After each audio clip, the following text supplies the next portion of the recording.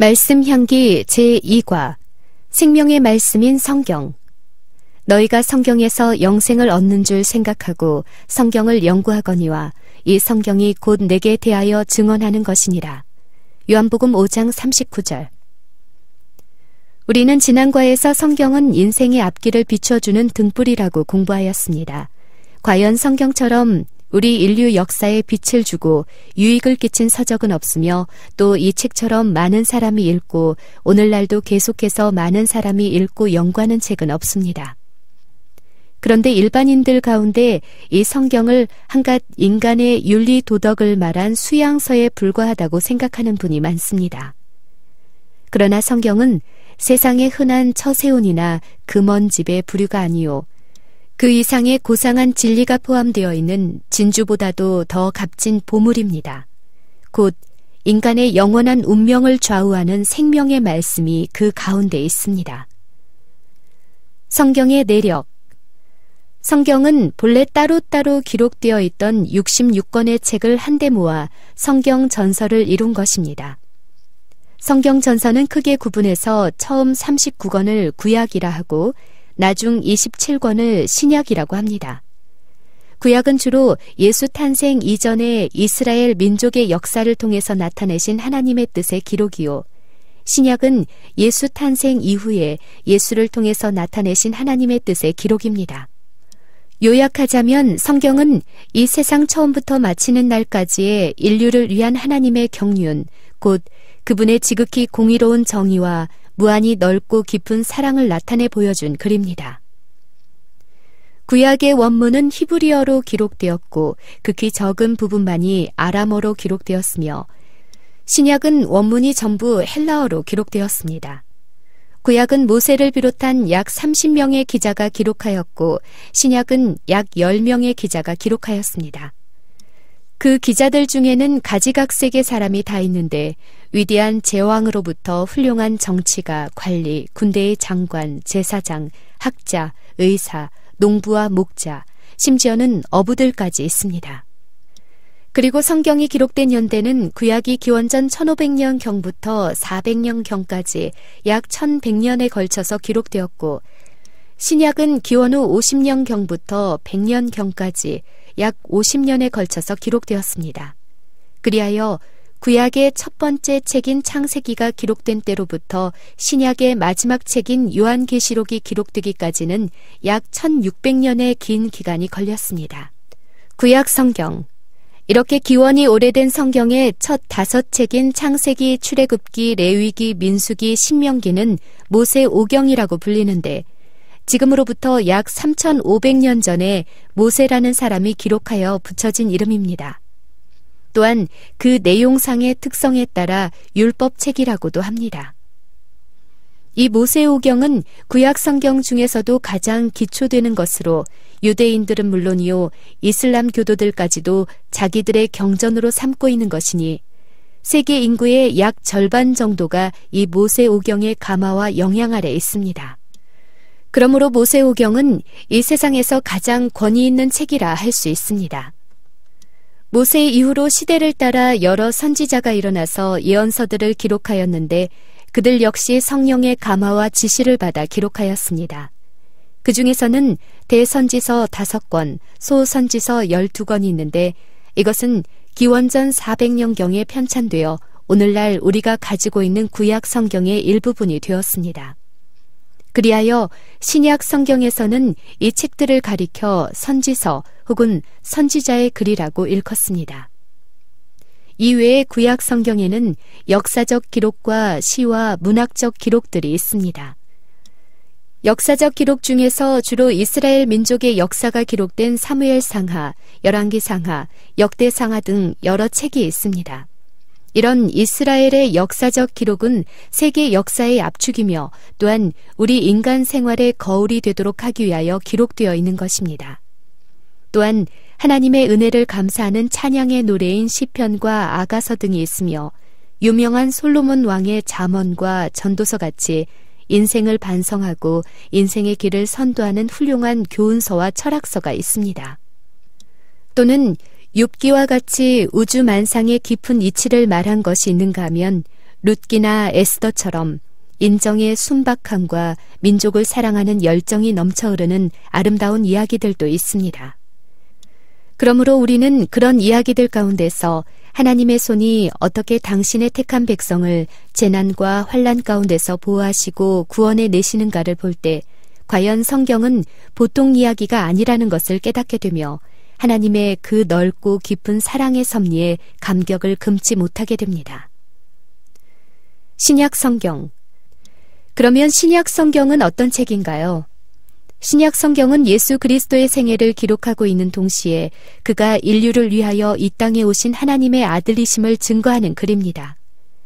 신약 맨 처음의 사복음서는 예수님의 제자들이 그 선생님의 생애와 교훈을 기록한 것이고 그 다음은 예수님의 제자들과 예수의 제자들을 박해하다가 개종하여 예수의 열렬한 사도가 된 바울이 예수를 증거하며 전도한 경험을 기록한 사도행전입니다. 또 그 다음은 바울과 다른 사람들이 기록한 편지서들이며 맨 마지막 책은 그리스도 자신의 영감을 통하여 사도 요한에게 증거한 예언서 요한계시록입니다. 그리하여 태초에 하나님이 천지를 창조하시니라로 시작된 성경은 주 예수의 은혜가 모든 자들에게 있을지어다 아멘이라는 말씀으로 끝을 맺습니다. 구약과 신약의 관계. 위에 기록한 것과 같이 구약은 주로 이스라엘 민족에 관한 기록이요 유대인이 믿고 따르는 경전입니다. 그런 까닭에 어떤 사람들은 신약 시대에는 구약이 이미 폐하여졌고 시대에 적합치 않으므로 별로 상고할 가치가 없다고 생각합니다. 그러나 예수님께서는 모세의 율법과 선지자의 글과 시편의 날을 가리켜 기록된 모든 것이 이루어져야 하리라고 말씀하셨습니다. 구약의 모든 의식과 제사 제도는 예수 그리스도의 속죄를 상징했고 그 선지자들의 모든 예언은 메시아, 곧 예수 그리스도가 그 중심이었습니다. 그러므로 신약의 열쇠 없이 구약을 풀지 못하고 구약 없이 신약을 이해할 수 없습니다. 그들은 수레의 두 바퀴와 같습니다. 그러므로 성경을 바로 이해하려면 신약이나 구약을 차별 없이 연구해야 하고 서로 대조 연구하는 가운데 진리를 발견할 수 있을 것입니다. 성경은 누구의 말씀인가? 이와 같은 성경은 과연 누구의 말씀일까요? 세상의 모든 책은 사람의 지식과 사상을 기록한 것이지만 모든 성경은 하나님의 감동으로 기록된 것이라고 성경은 분명히 말합니다. 또 예언은 언제든지 사람의 뜻으로 낸 것이 아니요 오직 성령의 감동하심을 받은 사람들이 하나님께 받아 말한 것임이라고 하였습니다. 특히 요한계시록은 그 서두에 예수 그리스도의 계시라고 밝힘으로써 이것이 요한 자신의 저작이 아님을 나타냅니다. 그뿐 아니라 성경 66권의 저자들은 자기들의 기록의 근원이 하나님께 있음을 수없이 표시하였는데 여호와께서 가라사대 너희 하나님 여호와의 말씀이 주의 신이 내게 임하여 등과 같은 말씀들이 구약 성경 가운데 3800번 이상 기록되어 있습니다. 이 권위 있는 표현은 다른 경전에서는 볼 수 없는 일입니다. 만일 이것이 인위적으로 조작된 것이라면 수천 년 계속해서 사람들에게 경전으로 존경받으며 그 권위를 유지할 수가 없었을 것입니다. 성경이 기록된 목적. 성경은 무슨 목적으로 누구를 위하여 기록되었을까요? 사도 바울은 말하기를 성경은 능히 너로 하여금 그리스도 예수 안에 있는 믿음으로 말미암아 구원에 이르는 지혜가 있게 하느니라고 하였습니다. 이것은 하나님의 말씀인 성경이 사람들을 구원에 이를 수 있도록 교훈을 주고 때로는 책망을 주고 우리의 삶을 바르고 의롭게 지도해주는 유익한 책인 것을 설명하는 것입니다. 그리고 예수님은 너희가 성경에서 영생을 얻는 줄 생각하고 성경을 연구하거니와 이 성경이 곧 내게 대하여 증언하는 것이니라고 말씀하셨습니다. 이 두 성경 구절을 종합해보면 성경은 예수 그리스도를 증거하는 것이고 예수 안에 영생이 있는데 우리 인간이 성경을 부지런히 연구함으로써 믿음으로 말미암아 구원에 이르는 지혜를 얻게 되며 선을 행할 수 있는 완전한 인격도 이루게 된다는 것입니다. 다시 말하면 하나님께서 우리 인간에게 성경을 주신 목적은 우리로 하여금 구주가 되시는 예수를 믿고 순종함으로 죄를 이기고 하늘 백성의 특권을 얻어 영생에 들어가도록 하시기 위함이라는 것입니다. 요한은 기록하기를 하나님이 세상을 이처럼 사랑하사 독생자를 주셨으니 이는 그를 믿는 자마다 멸망치 않고 영생을 얻게 하려 하심이라고 하였습니다. 이것은 하나님의 지극한 사랑이 예수를 통하여 우리에게 나타났기 때문에 우리는 예수를 통하여 하나님을 볼 수 있으며 또한 하나님께 나아갈 수 있다는 말입니다. 예수밖에는 하나님께 나아갈 길이 없습니다. 그러므로 예수께서도 스스로 말씀하시기를 내가 곧 길이요 진리요 생명이니 나로 말미암지 않고는 아버지께로 올 자가 없느니라고 하셨습니다. 그렇다면 이 생명이신 예수를 우리에게 가르쳐주는 성경은 얼마나 가치 있고 보배로운 책입니까? 성경의 불변성과 그 가마력. 시대는 가고 세대는 바뀝니다. 시간의 흐름에 따라 모든 것이 변합니다. 오늘의 진리가 내일은 오류가 됩니다. 사람들의 지식이나 사상은 시대를 따라 무가치해집니다. 한때 인기 있던 서적도 얼마 안 가서 그 인기가 떨어집니다. 그러나 성경의 교훈과 진리만은 영원히 빛납니다. 사도 베드로는 말하기를 모든 육체는 풀과 같고 그 모든 영광은 풀의 꽃과 같으니 풀은 마르고 꽃은 떨어지되 오직 주의 말씀은 세세토록 있도다라고 하였습니다. 인간의 영화와 인간의 권세는 꽃과 같이 시들어 떨어진다는 것입니다. 파라오의 영광을 나타내던 피라미드의 이집트를 생각해 보십시오. 세계는 로마로 통한다고 했던 로마의 황폐된 유적들을 보십시오. 국가로 남지도 못한 바벨론의 폐허를 보십시오. 이스라엘을 박해하고 기독교를 박해하던 권력들은 저렇듯 처량한 유적들만 남겼습니다. 그러나 기독교는 전 세계에 퍼졌고 하나님의 말씀인 성경이 들어가지 않은 나라는 없습니다. 그리고 성경의 위대한 가마력은 무엇과도 비교할 수 없습니다. 프랑스의 무신론자 볼테르는 성경은 거짓이다. 50년 안에 사라지고 말 것이다. 라고 말했지만 그가 사망한 후 그의 집은 제네바 성경협회 본부가 되었습니다. 토마스 페인이라는 사람은 1794년에 이성의 시대라는 책에서 나는 성경을 이 땅에서 사라지게 하기 위해서 이 책을 썼다고 했지만 죽음 직전에 차라리 이 책이 쓰여지지 않았으면 좋았을 텐데 하면서 후회하였습니다. 미국의 회의주의자 잉거솔은 이제 10년만 지나면 성경을 읽을 사람이 아무도 없을 것이다 라며 장담했지만 프랑스 혁명 당시 학대받고 불살라졌던 그 성경은 4년이 채 되기 전에 다시 해방되어 프랑스 사회의 무질서를 바로잡는 데 큰 힘이 되었습니다. 또 영국 농촌의 피폐가 극도에 달하고 사회의 불안이 날로 극심해져 갈 때 그것을 바로잡아 혁명 없이 사회 개조에 성공한 것은 존 웨슬리의 메더디스트 운동, 곧 성경 말씀을 가지고 방방곡곡으로 다니며 복음을 전파한 결과라는 것은 온 세상이 잘 아는 사실입니다.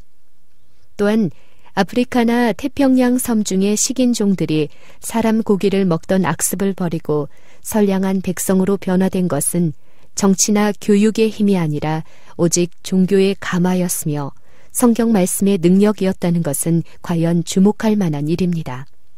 그러므로 성경은 이렇게 말합니다. 너희가 거듭난 것은 썩어질 씨로 된 것이 아니요 썩지 아니할 씨로 된 것이니 살아있고 항상 있는 하나님의 말씀으로 되었느니라.